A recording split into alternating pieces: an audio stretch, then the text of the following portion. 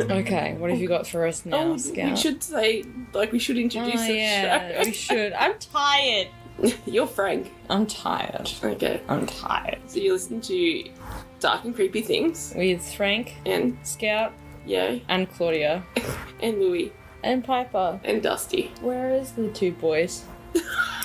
Louis just yawned and he wagged his tongue when he opened his mouth like this. He was like, ah. Louis, come here. Come here. Come here. Apparently, I was doing some research, of course, and we need people to actually rate our show, not just listen and subscribe, so that iTunes will then bump our show recommendations up a bit, so people actually find out about the show. Yes. Yeah. We know we have listeners all around the world, which is awesome. But yeah, let's everyone listen to the show. I want to know what you think. Comment your thoughts. I want to know what you're thinking. And thank our Patreons. Thanks. Thank Patreons. you. Thanks, Mum. Bitten by the Bug. And thanks, Brightside. Francis. Brightside Comic. Yep. Thanks, regular listeners, Sian, Cyndal, and Maia. Yay, thank you. Yay, thank you. Episode I have for you was a suggestion a while ago from Sian. I'm in second gin in. I've just eaten dinner.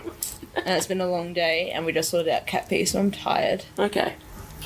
You might hear a few yawns from me. No yawning. Are you ready? I'm ready. You ready? Yeah. Have you ever seen people that look like other people and they're not that person? Is this like the whole thing about that computer that makes fake people? What? There's a computer program. Hi, Dusty. Have you come to say hello? Oh, he's come to say hello. He's sitting on my lap. There's a computer program on the internet that makes people, like faces of people, but they don't exist. What? It's like the website's called This Person Doesn't Exist. Why or do I something. not know about this? Yeah, it makes people, and if you click off the page, that person never exists again. So it's made all these people. What? Like, it makes photos of these people that don't actually exist. Like, they're like composite photos of people that do exist. And it generates photos of people that I'm don't sitting here exist. with my mouth wide open. I have no idea what you're talking about, and it sounds ridiculous and You also should look. scary. It's fun. It's really cool about this computer that can generate photos of people that don't exist. What happens if they do exist? No, but they don't. That's the thing. It's artificially generated. How do we know? Because it artificially generated it itself. Well, that's not what I'm talking about. But that's what it reminded me of. No, I mean real people who actually exist, and you see someone and go, that is so blah blah blah, and then it's It not. happens all the It could've time when been. I watch movies because I don't know shit about celebrities. Oh, I'm not talking about celebrities. I'm talking about real life people. We all know that Hollywood is a clone factory. They generate clones. It's Okay. true. There's so many pairs of celebrities. I was reading an article the other night. So many pairs of celebrities who actually look alike and will get it all the time to the point where they'll sign each other's autographs and, Ah, that's and funny. joke about it. I like it. Yeah. Okay, go on. What's this article? Tell me about it. Doppelgangers. Oh, yeah, okay. That's not creepy. Why is it not creepy? It's kind of creepy. Like, where do they come from? What do you mean, Are they where do put they here? come from? As in, the fact that I might have a doppelganger that looks really similar to me, acts Not really just similar, to me. That's just probability. There is, a very slim chance that everyone has a doppelganger, but it's still a chance. Have you ever met yours? No. Mum's Have a you met thing. yours? I've seen mine, I think, a very long time ago when I was a teenager. What do people have multiple doppelgangers? Yeah, well, I've seen one of mine many years ago. And then one of my friends who lives in Queensland has apparently seen me there as well. And I would not be in Queensland. Queensland's for losers. You'll lose a whole bunch of listeners now. I still love you, though. You're mean. Yeah. Alright. It's for losers because the temperature's too hot. That's the only reason. No, my reason is that they don't like rabbits. What do you mean they don't like rabbits? Like, it's illegal to have a pet rabbit. Yeah. And they Why get is that? Because they think they're pets. Dusty. Oi. He's exploring. Yeah, but Claudia's under the... I know. Come here. Dusty. Dusty. Come here. Come on. You didn't give him enough love when he came to you. I gave him love. He got off. What? That sounds wrong. No, that's not what I meant. He jumped off. Alright, can I continue? Even though you think it's not creepy? It's a little bit creepy. And it was suggested by one of our Patreons, so there you go.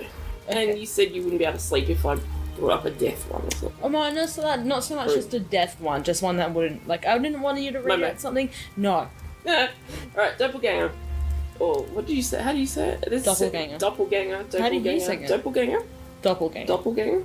Doppelganger. Doppelganger. German. Yes. literally meaning double goer, Yep. is a non-biologically related lookalike or double of a living person, sometimes portrayed as a ghostly or paranormal phenomenon, and usually seen as a harbinger or of bad luck.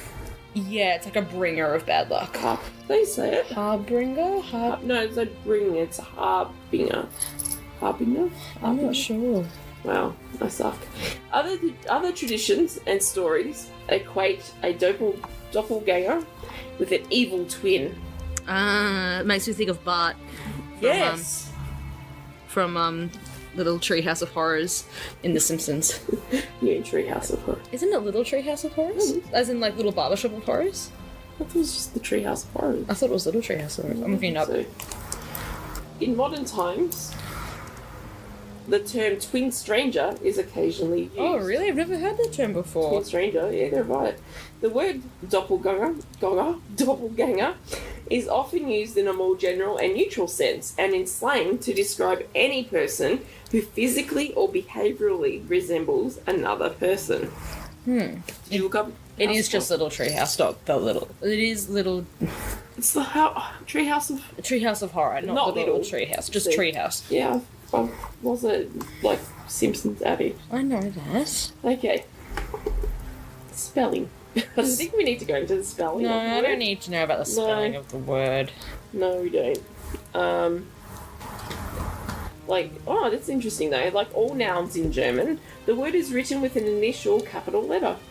So you should never write doppelganger with a little d. Lowercase d. It must be a capital. Oh, D. yeah, all nouns in German are with capital You letters. study German as well. Yeah. Okay, but in English, the word should be written with a lowercase. Okay, mythology. English speakers have only recently applied this German word to paranormal concept. Francis Gross's Provincial Glossary of 1787 used the term fetch instead. What? I don't understand. Can you repeat that sentence, please? English speakers have only recently applied this German word to a paranormal concept. Yes. Francis Gross's Provincial Glossary of 1787 used the term fetch instead. As in fetch instead of doppelganger. Oh, okay, so Yeah. there's my fetch. Yeah. Defined as the, quote, apparition of a person living, end quote. Okay. Fetch. That's so fetch. Catherine Crow's book on paranormal phenomena, The Night Side of Nature, from 1848, helps make the German word well known. However, the concept of alter egos and double spirits has appeared in the folklore, myths, religious concepts, and traditions of many cultures throughout human history. In ancient Egyptian mythology, a Ka, which is Ka, was a tangible spirit double, having the same memories and feelings as the person to whom the counterpart belongs. It's interesting. The Greek princess presents an Egyptian view of the Trojan War, in which a Ka of Helen misleads Paris, helping to stop the war. This is depicted in Euripides' play Helen. In Norse mythology, I don't know how to say this, Vardoga, it's got that weird O with the cross through it. Yeah, Is a ghostly double. Vardoga? I don't know. Is a ghostly double who is seen performing the person's actions in advance. Oh, that's weird. Oh, so like seeing the future. In Finnish mythology, this is called having a etiäinen, or a first comer.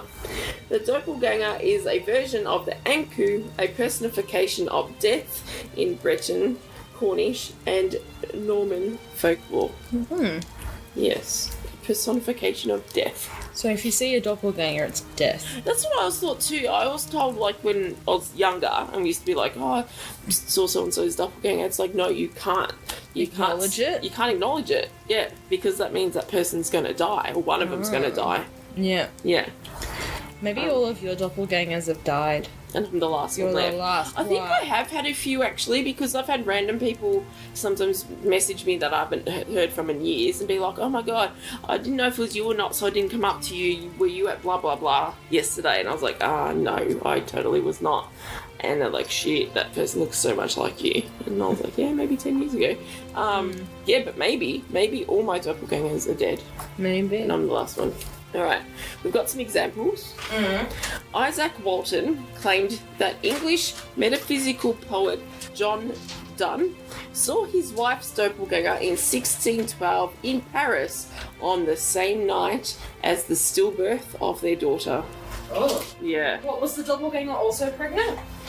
I don't know. That'd be interesting, wouldn't it? Yeah, so that's quite weird. On the same night as... Yeah. Best birth of their stillborn daughter. Yeah. Interesting. A German playwright, Goethe, Goethe. Goethe? Goethe?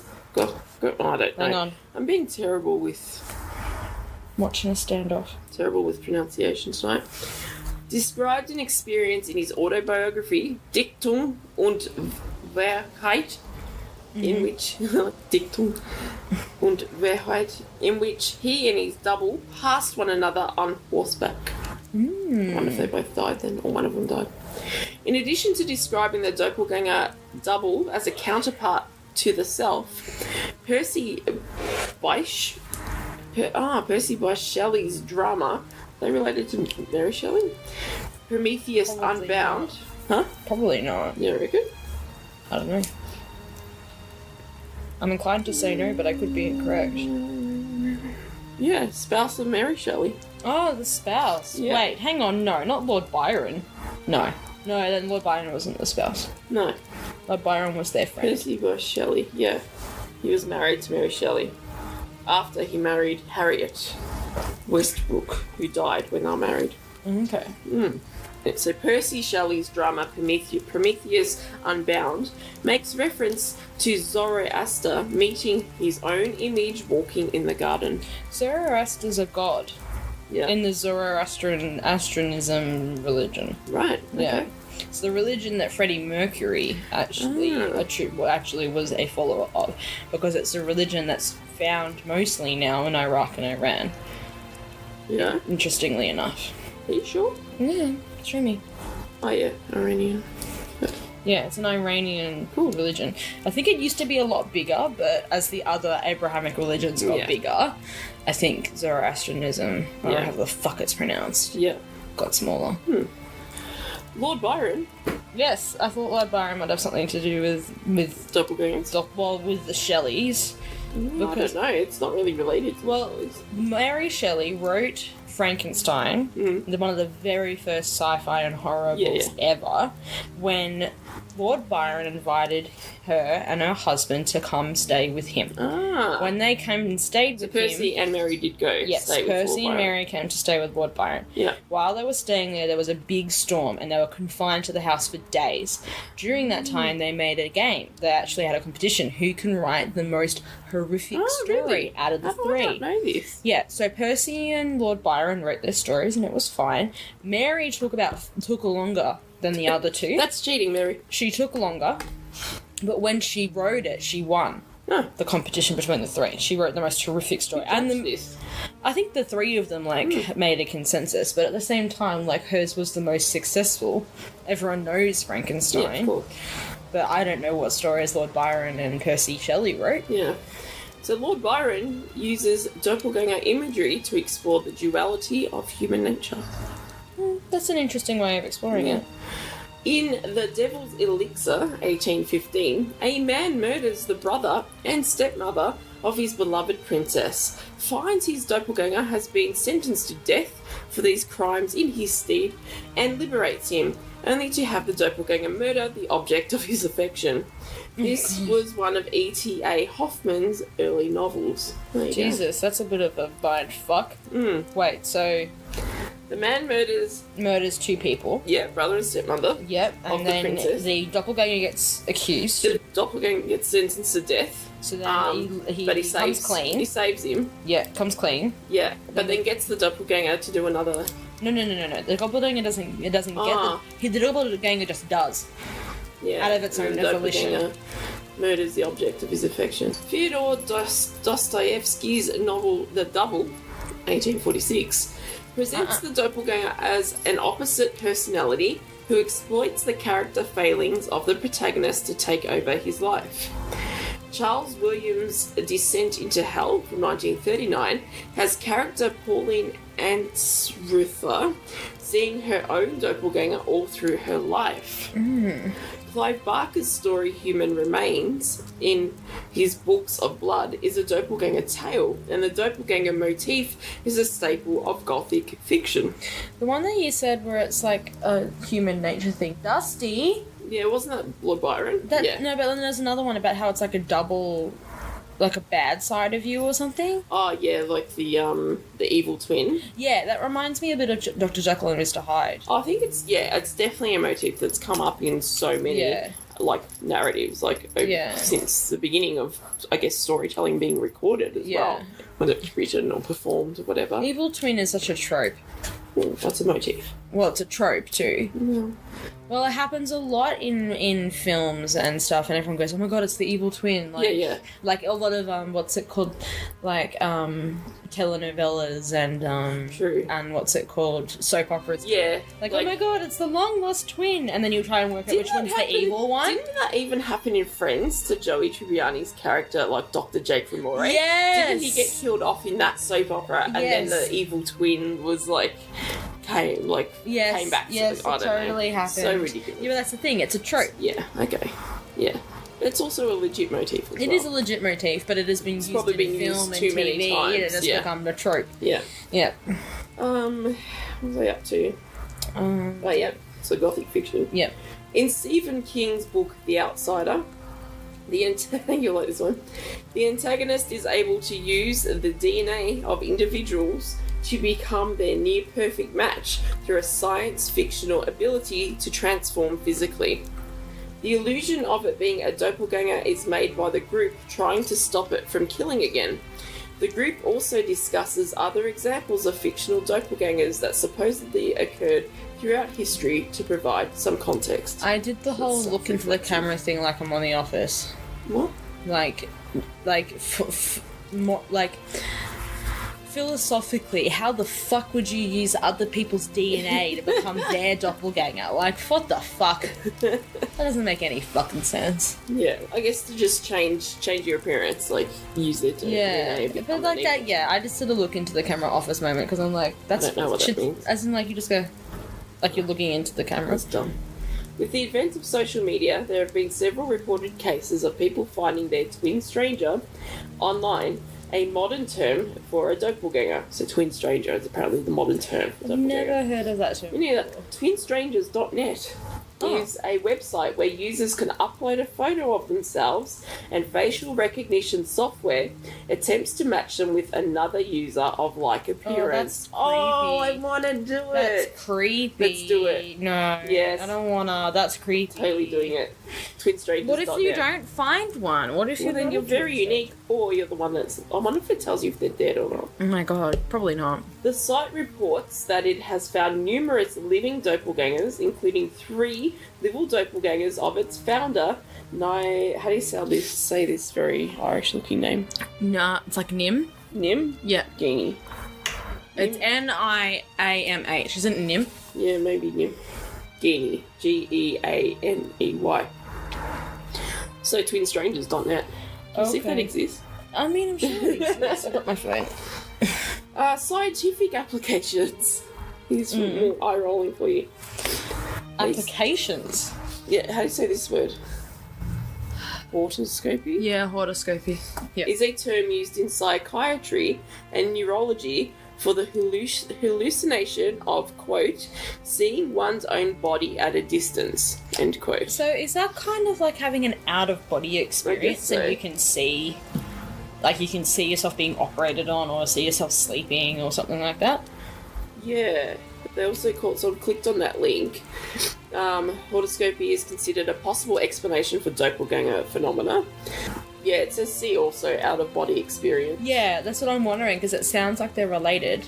Because if horoscopy is the thing, a phenomenon where you see yourself outside of your body, then the out-of-body experience would be an example of that. It can occur as a symptom in schizophrenia and epilepsy, and is considered a possible explanation for doppelganger phenomena. No, well, I swear I've seen my own doppelganger before. Go back to the other article. Which one? The scientific applications one. I'm there. Oh, sorry, I thought you'd moved on to another. No. Criminologists find a practical application in the concepts of facial familiarity. Yes, thank you. And similarity due to the instances of wrongful convictions based on eyewitness testimony. In one case, a person spent 17 years behind bars, persistently denying any involvement with the crime of which he was accused. He was finally released after someone was found who shared a striking resemblance and the same first name. Oh, what? That would suck. That's such a coincidence. The same first name? Yeah. That's fucked. So it's a link to an article from 2017, and the headline says, Kansas inmate freed after doppelganger found 17 years later. Wow, that would totally suck. Yes, it's not a very long article, but there's a lot of links, not a lot, but see a few see alsos. Did you know, Frank, that there is a thing called Doppelganger Week? That sounds silly. Doppelganger Week occurs during the first week of February. We've missed it. Yes. Starting on a Sunday and ending on a Saturday. It is an internet meme in which users of social... I've never seen it. In which users of social networking websites change their profile picture to that of celebrities, athletes, historical figures, or friends with whom they share a physical resemblance. I think I have heard of that. The meme started in 2010. I think I have heard of that. Yeah. I think I've done it once, and I think I chose Hermione. You don't look anything like Hermione. I used to. Oh, because of the hair. Yeah, but your face looks hair is not enough to be a doppelganger. It was when I was 17. Mm-hmm. Although it was reportedly started by Bob Patel, who was constantly told by workmates that he looked like Tom Selleck, the earliest record of Doppelganger Week can be found on Facebook's Doppelganger Week page. So this year it was from Feb 3rd to February 9. Next year, we need to remember that's from February 2nd to February 8th. I'm not going to remember that, but okay. I've got enough shit going on. True. It's interesting, though. Is that the only person you think you look like? Celebrity-wise? Yeah. I can't think of any other celebrities that look like me. I'm not a very attractive person. That's not fucking true, and that doesn't mean that all celebrities are good-looking or attractive people. Well, they're relatively. No. Gordon Ramsay. He's not completely unattractive. He's fucking ugly. He's not. He looks like a smash crab. No. Yes. What do you mean it looks like a smash crab? He's got a face of a smashed crab. Smashed crab. I thought he said a smash crab. I'm like, what the fuck's a smash crab? What is a smash crab? Smashed crab. Do you know what a smashed crab looks like? Gordon Ramsay. No. Yes. Crabs don't have irises. They just have... Neither does Gordon Ramsay. Gordon Ramsay has black. irises. No, he doesn't. Black demon eyes. Black demon eyes. Alright, I was also going to look at Alter Ego. Oh, yeah. That's Dr. Jekyll and Mr. Hyde. Alter Ego. And same with a little bit about... It's one or two psychology. You're probably not going to... And same with a bit about, like, Picture of Dorian Gray is a bit like that too. Mm-hmm. Because you know what Picture of Dorian Gray is? Yeah. Alright, so we'll look at... it's interesting. We'll look at Alter Ego. An alter ego means alternative self, which is believed to be distinct from a person's normal or true original personality. So we'll have go down and look at it in fiction, because, funnily enough, the title characters of Robert Louis Stevens' thriller Strange Case of Dr. Jekyll and Mr. Hyde represent an exploration of the concept that good and evil exist within one person, constantly at war. Edward Hyde literally represents the Doctor's other self, a psychopath who is unrestrained by the conventions of civilized society and who shares a body with the Doctor. I never realised they were like the same person. They're the same person. Right. They're not two different people. The names Jekyll and Hyde have since become synonymous with a split personality or an alter ego that becomes capable of overpowering the original self. Yes, I have heard that used. Norman Douglas, in the late 1890s, wrote a short story, The Familiar Spirit, about a man who became aware while drowning of a conformist second self, quote, the presence within him of this spirit, his alter ego, which is bent on crushing his ambition. End quote.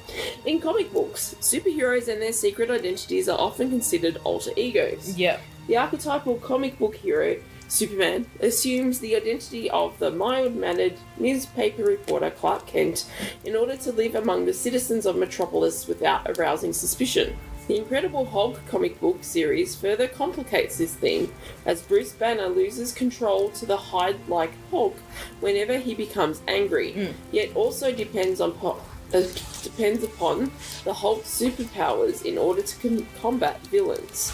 Yes. Comic book-inspired alter egos can be seen in other forms of popular fiction, including television and movie adaptations of comic books, parodies of this genre and unrelated fictions. Here's a good one. In the film Fight Club, the narrator, played by Edward Norton, has an alter ego he loses control of, Tyler Durden, played by Brad Pitt. Well, the thing is about Fight Club.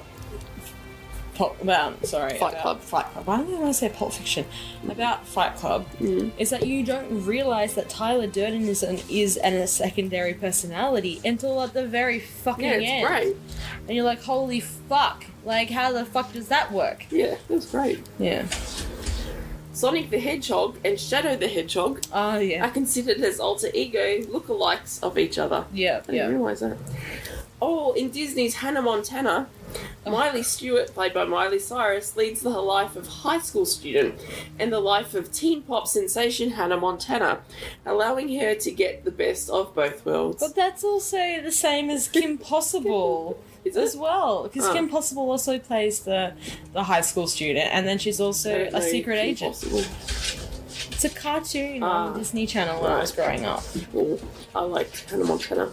I hated Hannah Montana. I fucking loved it. Likewise, boring. Miley's friends, Lily Truscott, played by Emily Osmond, and Oliver Oaken, played by Mitchell Musso, also lead the lives of high school students and are what makes up Hannah's entourage, Lola Luftnagel and Mike Stanley III, respectively. In American Dad, Roger the Alien assumes various alter egos. I do love Roger the Alien. I feel American Dad is so lowbrow. What? It really is. I don't reckon it is. It really is. I reckon it's it's clever. Witty. It's really I reckon not. it's pretty clever. It's really not. Out of all, I feel like Futurama is the peak of cleverness of adult animation. It's not even the same realm. It doesn't matter. It's like Futurama's over with The Simpsons being amazing. Yeah, Are and you American talking about Dad American is Dad over and there Family and being Guy? shit. Yeah, but that's usually more compared to Family Guy. They're in the same. Yeah, but even then, American Dad is fourth, and then it's Family Guy, and then it's The Simpsons, and then it's Futurama. No. Futurama reigns supreme. No, The Simpsons is supreme and Matt Groening's fucking first creation. Yes, it is. It's his first creation, but Futurama is more clever. No, it's not. The Simpsons is way more clever. Why do you think it's clever? It's just about an average family, and everyone's trying to get that typecast and rework it, and it doesn't work. What makes Simpsons more clever than Futurama? Because it's relatable. Yeah, but they tried to do it with Family Guy, and it didn't work. Yeah, but that's not the same people, the same animators, or the same company. Yeah, true. That's what I'm saying. You can't compare American Dad to Futurama. They're not in the same ilk of animation. Yeah. They're really not. American Dad's over with Family Guy because it's created by the same person. Yeah. And the same generation, really. But I also don't understand why you would make Family Guy and then you would make American Dad, which is, very similar. They are very similar. Why would you make two shows that are the same? That doesn't make any sense. At least Futurama and The Simpsons are vastly different. Yeah, of course. Yeah. And same with Matt Groening's most recent one, Enchantment. Or Enchanted or something. I think it's Enchantment. That one is, again, vastly different to the other two. Yeah. Yeah, that's true. Like, it's like comparing chalk and cheese, even though they're both made down by Matt Groening. Anyway, we're off track. Go back. Yeah, but I don't... Yeah, it's true. You raise a good point. American Dad and Family Guy are very similar. And I don't see the point in the one or the other. Because one has an alien and one has a dog. But the dog and the alien do the same thing. They have this... pretty much. They have the same role. Yeah. Yeah. It's stupid. So anyway, in American Dad, Roger the alien assumes various alter egos in order to go out in public without letting anyone finding out that he is a space alien. Yeah, but that's... It's so much similar to Brian the dog, isn't it? Yeah, it really is. But Brian the dog as well, he doesn't pretend he's not a dog. Yeah. Oh no, but why can only Stewie talk to him? Because Stewie's a criminal mastermind. True. The popular YouTube personality Miranda Sings is the alter ego of Colleen Bellinger. Yeah, Bellinger. Yep. In Seinfeld, the character of George Costanza was revealed to be an alter ego to the show creator Larry David. Oh, really? Yeah. I didn't know that. Yeah, you know that? No, I don't never seen Seinfeld. So good. I haven't seen Everybody Loves Raymond either. That's pretty good too. Yeah? Yeah. It's like the Friends era, isn't it? Yeah. Yeah. 90s. Yeah. Yeah. Yeah. Evil Twin. Evil Twin. Evil Twin. The Evil Twin is an antagonist found in many different fictional genres. They are physical copies of protagonists, but with radically inverted moralities. In filmed entertainment, they can have obvious physical difference with the protagonist, such as facial hair, often a goatee, because, you know, goatees are evil. Goatees are inherently evil. Eye patches, also evil. Inherently evil. Scars, inherently very evil.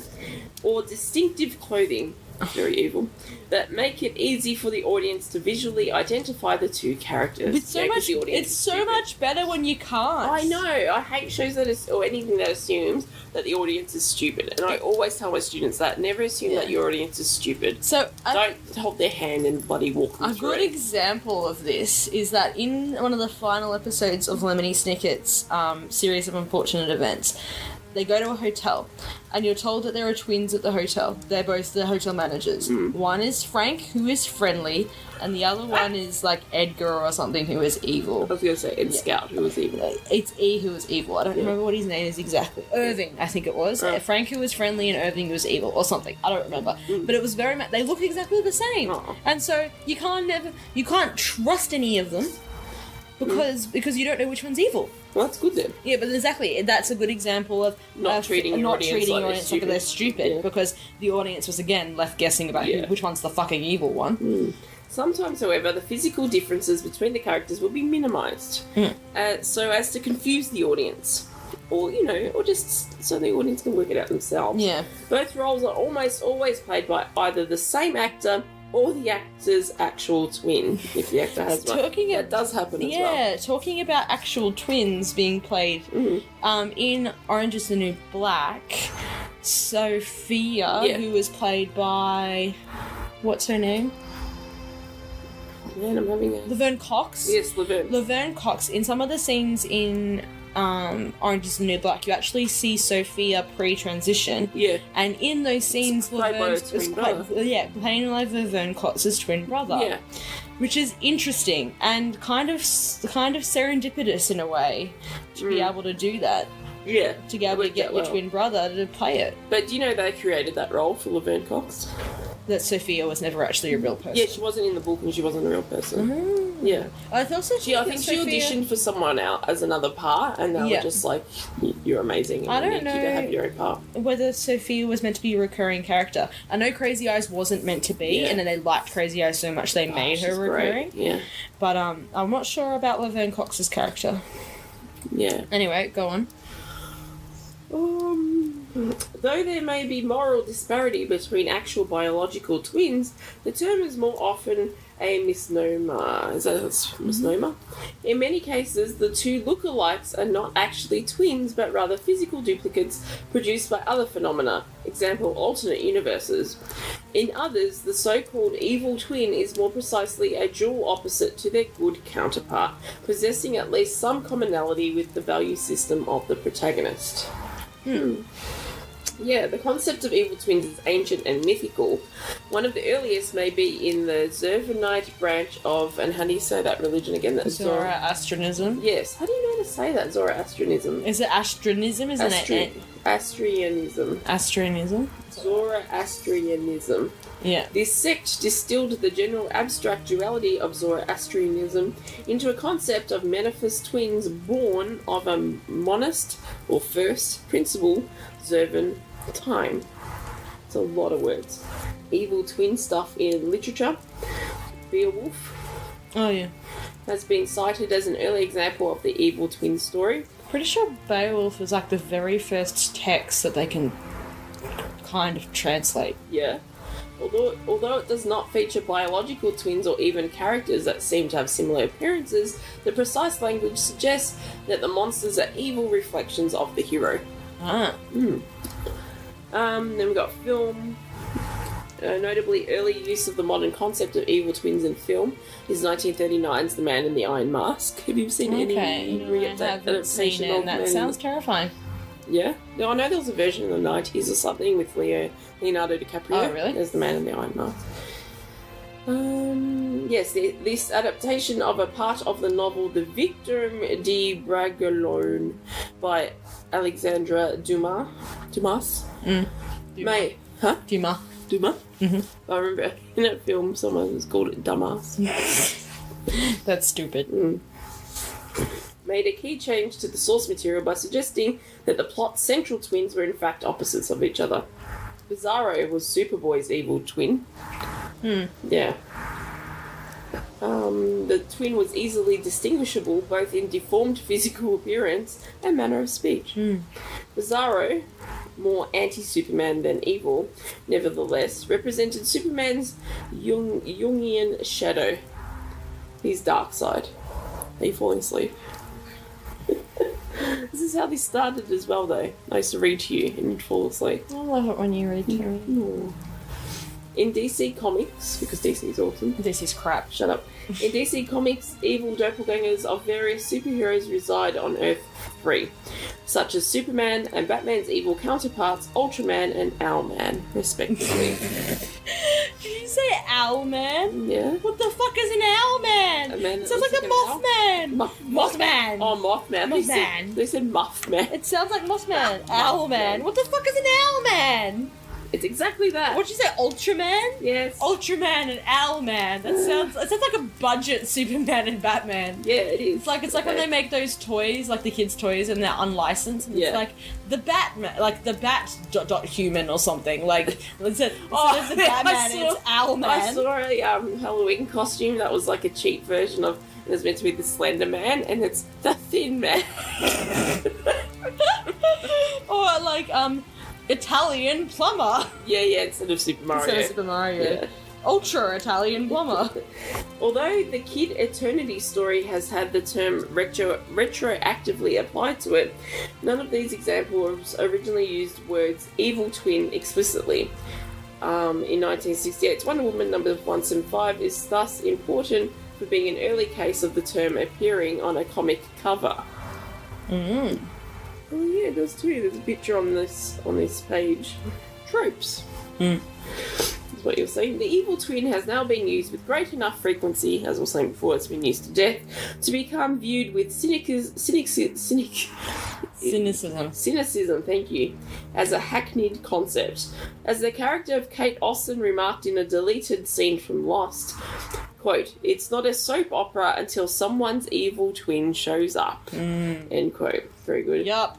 However, within the concept of the evil twin, there are characteristics which are themselves tropes. The goatee is a trope. Yes. You know that.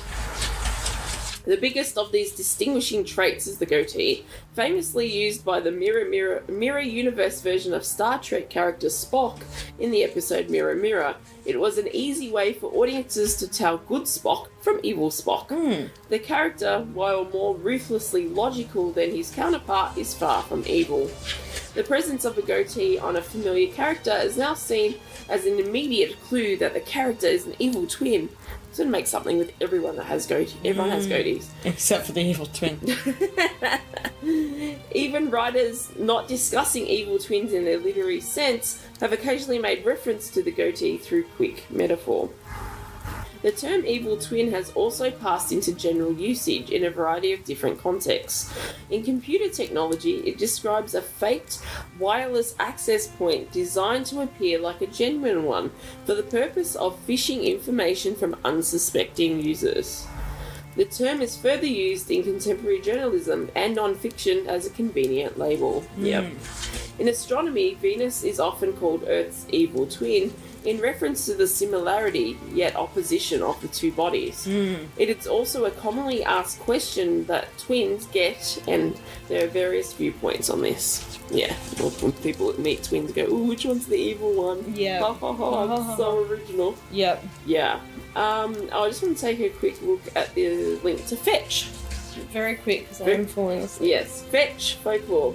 A fetch is a supernatural double or an apparition of a living person in Irish folklore. Okay. It is largely akin to the doppelganger, and sightings are regarded as omens, usually for impending death. The origin of the term is unclear. Interesting. I suppose that's where you get the impending death thing from. Yeah. The fetch is described as an exact spectral double of a living human, whose appearance is regarded as ominous.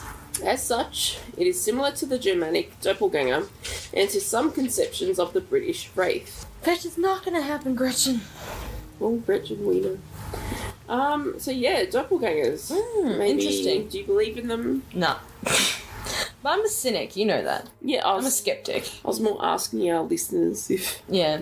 Do you believe in doppelgangers? Can you tell us, as you know, a time where you're pretty sure you saw someone's doppelganger, or maybe even your own doppelganger? The thing is, I don't believe in true doppelgangers because I can look at someone and go, yes, they look so much like someone I know that I would say, oh my god, they're their doppelganger. Yeah. But a true doppelganger I don't think exists. As in, like, you can't tell the difference between the two. Really? Like I've said, oh my god, that person's doppelganger, but I can tell the differences. You know what I mean? Like if you go, oh, they're the doppelganger, but this is how they differ, and this is how I know they're not them. You know what I mean? Yeah, but I don't know. I swear I saw, like, I remember being, I was thinking I was about 12 or something. I remember being in the back of my parents' car and we're driving somewhere, and I looked again, and I was just like I thought it looked like me. And I was just like, what? But, you know, we went past, and I was like, oh man. Never got to meet them. And they probably did because I'm alive. I don't think that's how it works. I just went on the twinstrangers.net website. Twin Strangers, find your lookalike from anywhere in the world. Current total, 4,839,835. That's a reasonable number. Did I say that number wrong? Let me have a look. Show me the number. I forget how to read big numbers. Yeah, 4,839,835. Cool. You know, I just read it and I thought, wait, is that right? Yeah. I'm gonna upload my image. Okay, but while you do that, can we say goodbye to our listeners so I can go to bed? I want to see who I get. I want to go to bed. Alright, so how about everyone takes a look at twinstrangers.net? Yes. And we'll post our ones on the Facebook. On the book face. Yep. As well. Thanks again to our patrons. Yes, thanks for your support. We love you. We love you. So that was Doppelgangers. Thanks for the suggestion, Creeper Charm. Yeah. It's not as creepy, but very interesting. It is pretty interesting, and yeah. And it's interesting to see how much it captivates human attention because it's used so much in literature and it always has been, yeah. Yeah, and it's been like that for a long time. I mean, since the beginning Beowulf used alter egos. Yeah. Since, like I said earlier, like since the beginning of any recorded storytelling. Well, it's interesting how the whole thing about doppelgangers and evil twins and alter egos are all related in some way. So intertwined. Yeah, and how they're used as well as critiques about human nature. Yeah. I mean, well. it was going to play into, like, the evil twin thing's become a motif and now a trope because it's been used so much into, the feeding into the theme of, duality, human duality. Yeah. If you like Tropes, there's a really good website about tropes. It's like tvtropes.com or something, and it's really good if you're looking at tropes. Yeah, I just find Tropes really lowbrow. What do you mean by lowbrow? Like, because tropes are just motifs that have been done to death. Yes, that's I hate exactly that. what they It's are. boring. I know, that's what I mean. Tropes aren't a good thing. No. If you say that a show has got too many tropes in Yeah. it, it's not a good quality show. It's not. Like, yeah. Yeah, if something is so bad because it has so many tropes in it, it's unwatchable. Yeah. It's okay for a show to have one or two tropes occasionally, Yeah. but if the entire show is based off trope-based, tropes, then it's a shit show. Because it's not interesting. No, it's not, because it's all been done over and over again. Yes. Yeah, you want to come up with something original. But there are interesting tropes. There's lots of tropes that you didn't think were tropes, and then you think about it and you go, oh yeah, I can see how that was You a know trope. what's a fucking trope that annoys me to death? Killing off the one gay character. Oh yeah, for sure. And Gay, it's always a lesbian. it's like gay men can last a bit gay longer. grief or something. I don't know. Yeah. Yeah, and then, but even the thing is, the fucking show like L Word, who was meant to be a show for queer people, fucking does it anyway. Oh, yeah. When fucking, spoiler alert, when fucking Dana dies, like, I mean, okay, that show's been out since what, the 90s? I think if you haven't watched it by now, well, thousands. If you haven't watched it by now, I think you're not going to watch it. But if you are, spoiler alert, Dana dies, and I mean, like, that's feeding into its own trope. Yeah, of course. It's a fucking queer show and it feeds back into the queer tropes. Yeah. On about the whole, like, bisexual people are evil thing as well. Yeah. That's a trope. Because you go about Jenny, and Jenny's somehow evil, but yet Alice isn't. Even though they're both bisexual women. That's true. Like, because Alice dates women, mostly women, she's not evil, but Jenny dates mostly men, and so she's evil. That's true. She's actually seen on the shows dating Mostly men. Yeah. Or mostly masculine presenting people. Definitely. Yeah. And it's like, if some reason she's the evil one, I'm sorry, but just because a bi person dates people of the opposite, in quotation marks, gender, doesn't make them evil. Speaking of opposite, it's not even opposites. So I'm trying to register myself on the Twin Strangers website. It only lets you select between two binary genders. Yeah, that's fucked. Yeah. Why does it even matter? It should go over face structure, I not know, gender. right? So your doppelganger could be a dude. Or a woman. Yeah, it could be either. Or anyone. Yeah, that's what I mean. Like I think it's going to use that in the algorithm, though, to only look for feminine faces. I don't think they're going to find anyone that really matches my face if they're feminine. Anyway, thank you, listeners. We will see you again soon. See you? Yes. I always say see you. Yeah, I know. It's cute. Alrighty. Alrighty. Alrighty. See you next time. See you next time. Bye.